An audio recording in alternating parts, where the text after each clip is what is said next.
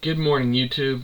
There's a couple things you need to do before you start looking for rental houses or properties or commercial buildings to buy, or investments, or worrying about the Fed rate.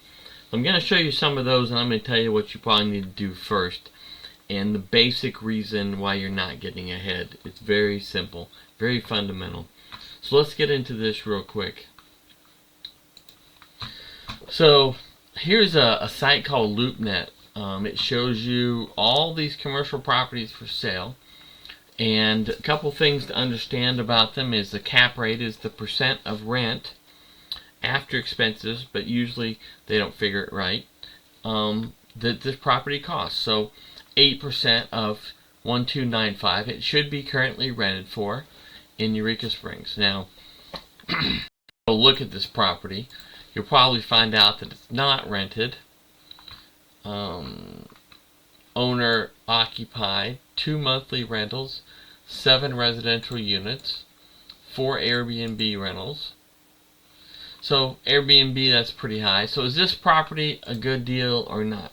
Well, the fact is it doesn't matter unless you understand properties in Eureka Springs, understand how to run Airbnbs, and have those skill sets to make that property profitable. And then in that case, the question is, based on what this produces for you, what value is it compared to what it's selling for? So if the value is $2 million because you're a real estate developer and you want to wipe it out and build something, then there's a value in buying this. And so each one of these properties has kind of a different value proposition for you to evaluate.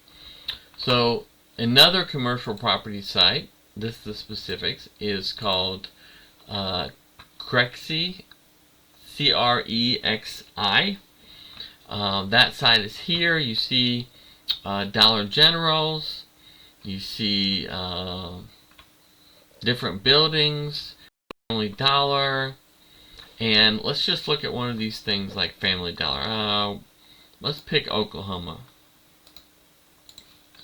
So we go in here and you say, wow, if I had money, I would buy this. Okay, so if you had money and you bought this, then you wouldn't have money.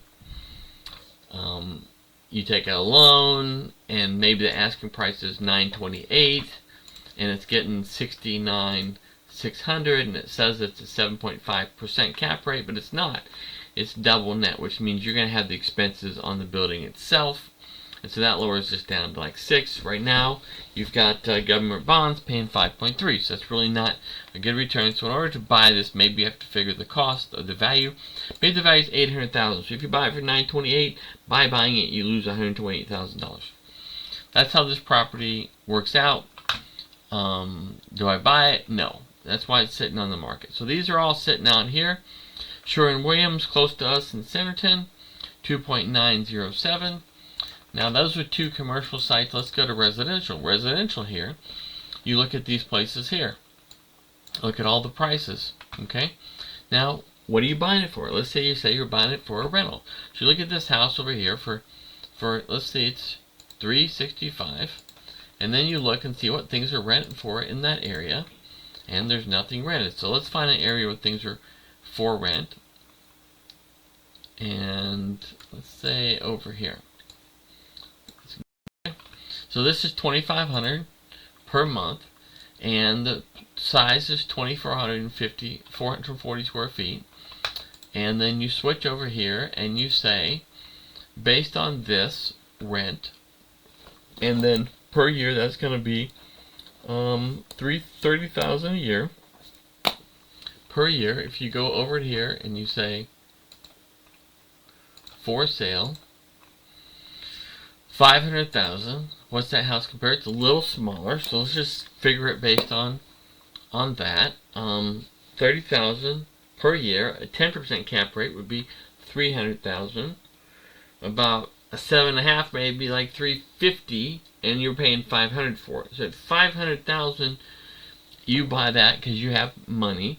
All of a sudden, you lose $100,000 by buying it because it's not worth $499 to you as a rental. That's 2. Here's another area. Now you check out this area and you say this is $310, and then let's switch over to the rent. $1,700 per month at 310, it gives you a valuation of about 260. Okay, based on the cost of money today at just a not even break-even cash flow, but break-even profit. So by buying this, you can buy it and lose $50,000 at purchase. So you say, if I had $300,000, I would buy that. Well, then you would lose $50,000 and you would not have any money. So what is the key to these situations? Here's the Fed. Here is the inflation of your money, cash that you would have. Okay. And here the cash is getting less and less and less valuable as they print more. Here it's a little more valuable. This is the underlying kind of effect of them printing money. So if you had cash here, and let's say you had $15 trillion, just to be ridiculous, and you had 100% of the U.S. money supply you owned, up here you would not own $6 trillion. So you would have lost some value in that. Let's say you went from 15 trillion value down to 10 or 11. So you lost $4 trillion, which let's say is 40%. Well, that explains inflation pretty quickly. Now you go over here to the funds rate, and this funds rate also, you'll see the cost of borrowing money changes, and it's about close to leveling off here. When it leveled off last time, it stayed for quite a while here. You look at the 0% rate. Now, why are the reasons that you would look for these things to get wealthy? No. Maybe they will make you wealthy, but if you owned a Dollar General at a decent purchase price, let's say it was even to the valuation of the properties, for $6.61 or whatever, it would be increasing by 10% based on the rate bump every 5 years. And that would give you a 2% increase based on the rate of inflation. And if inflation is higher than 2%, by owning this property, you're actually losing money each year because inflation is higher. So when inflation was 8%, you'd be losing 6% on your money, but you had to get the 2% increase on that and a reasonable return on your money for a while. So the real reason to go and look at these things and to buy these properties is to keep your money as inflation goes up. So if you go down here, and let's go down and look at this house right here. Let's see if we can just look at the valuation. We scroll down and we say, when inflation occurred, did this property keep its value? Okay, well, you see this right here. This graph is very similar to this graph because the property there is not changing in value.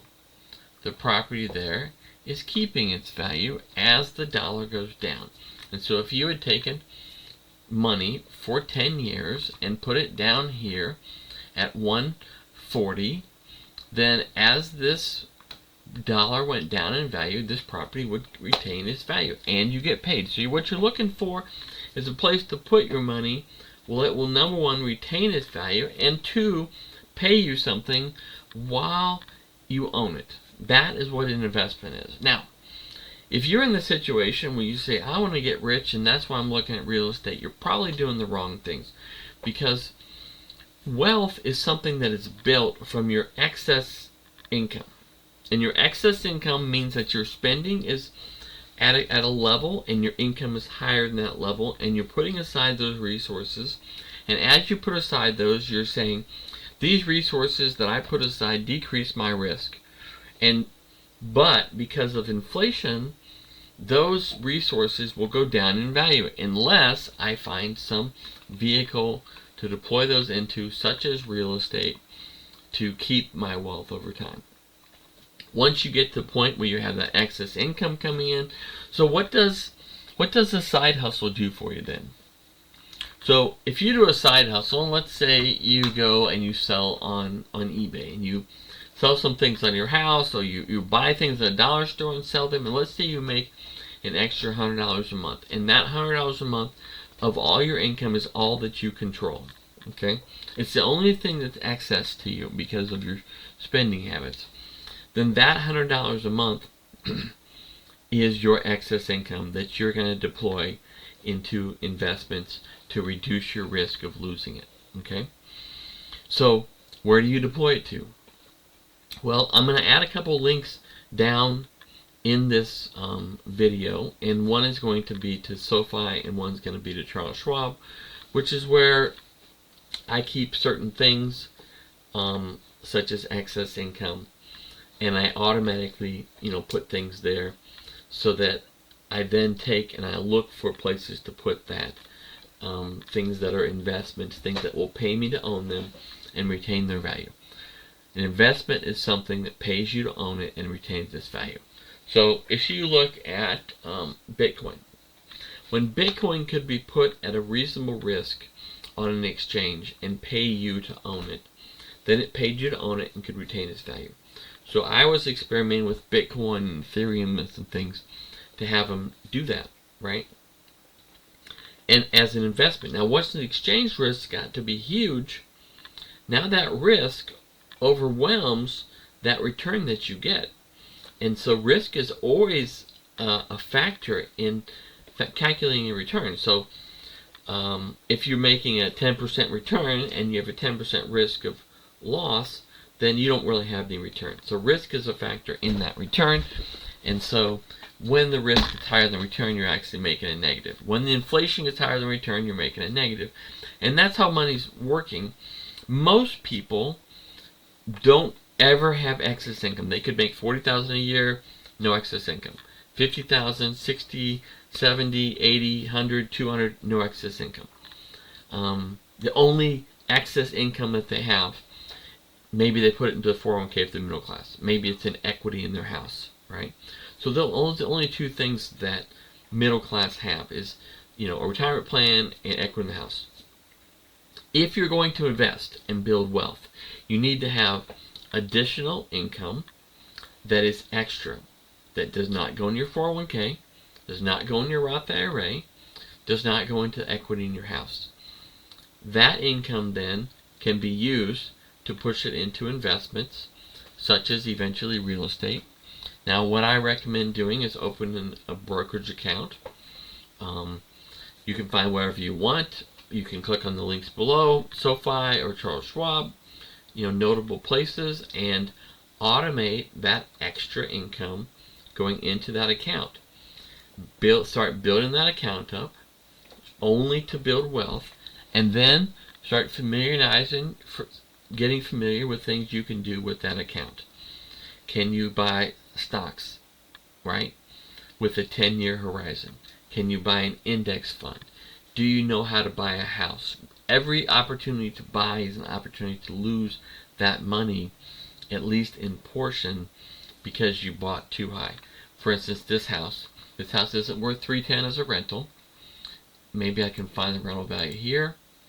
Rental value right here is $19.75 a month, and let's say a third of that is expenses. So you're talking about, let's say, $1,400 a month. So $14,000 per 10 months, and then $17,000 per year. 10% cap rate would be $31,000 per year. So $17,000 per year is like maybe a 4% or 6% cap rate. Well, unless this property is going to go up hugely in value, and that's what your value proposition for that investment is, then it's not a good investment, because you can just put it in a government bond, which has lower risk, and get that 5.3% return. And so that is why people are buying real estate. They aren't just going out and buying real estate to get rich, because that doesn't consider the effect of risk in the equation there, right? You say, I can take out a bunch of debt. Well, debt increases your risk, and if your return is not high enough to compensate for your risk, then basically you're just kind of rolling the dice and hoping that you get lucky in this situation. So I hope this is valuable for you, and if you know me, you've kind of seen me do this over time. I don't have cable. If you do, get rid of it, and there you go. You got $100 and something a month that you can put into this fund right now. If you do have cable, There's a book called Wealth Without Risk you can read, that you can read about insurance. And insurance is something that you can look at to see maybe if you can save. When I read it, I saved about $100 a month. That's money that can go into your excess fund and to get you started. In that fund, what I do is I buy a lot of times something called an ETF called VIG, which is just like a broad market index. I'm not trying to invest, I'm just putting it into the market. And then I look at other investments such as houses or things that I know how to operate in. And I look for one that's not above the value to me, but it's below the value to me. I found one in Lee Summit about 3 weeks ago. And, because I had the excess, because I had the systems and everything in place, I was able to get a contract on the house about 7 hours after it went for sale. Now, you can't do that right now until you set those up, but that's your ultimate goal, is to be able to see something that's worth more than it's for sale for and execute on the purchase of that asset that pays you money while you own it and maintains its value as deflation takes the value of your dollar down and down and down. So, hope this is valuable for you. Like and subscribe down below. Maybe a thumbs up. I think I had 2 in the last video, so one of those was mine, so excited about the other one. So thank you for that. Have a great day, and I will talk to you later.